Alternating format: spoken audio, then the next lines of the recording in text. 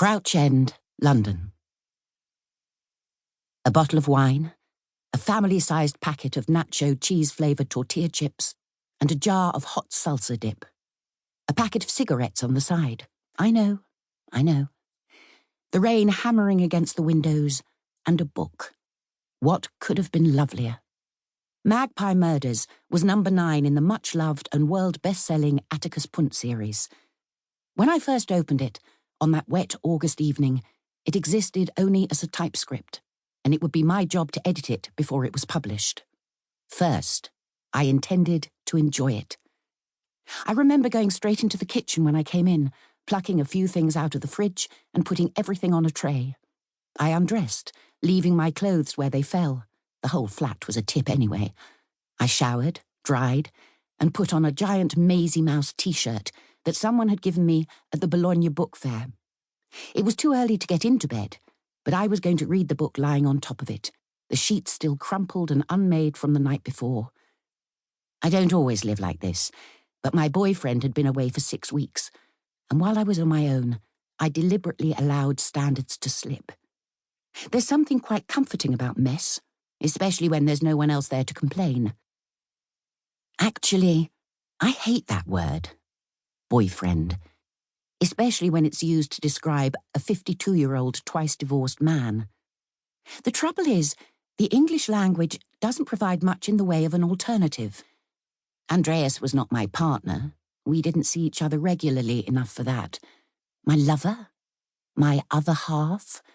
Both made me wince for different reasons. He was from Crete.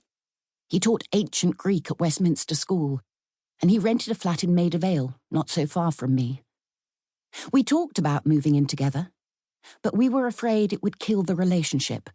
So, although I had a full wardrobe of his clothes, there were frequently times when I didn't have him. This was one of them.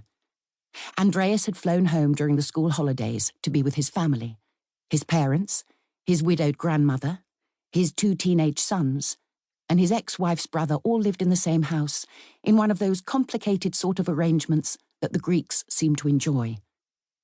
He wouldn't be back until Tuesday, the day before school began, and I wouldn't see him until the following weekend.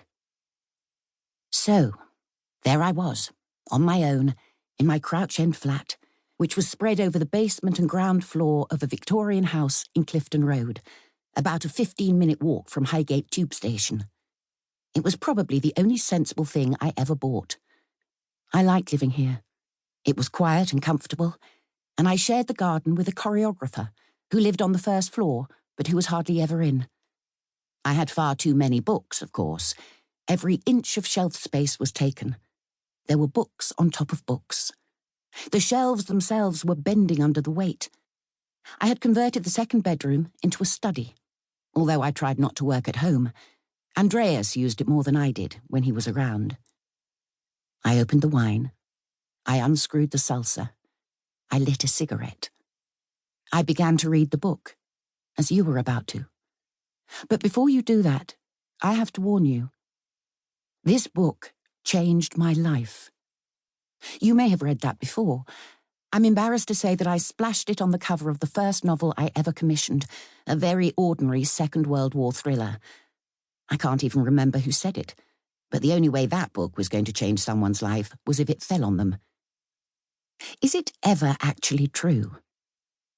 I still remember reading the Bronte sisters as a very young girl and falling in love with their world, the melodrama, the wild landscapes, the Gothic romance of it all.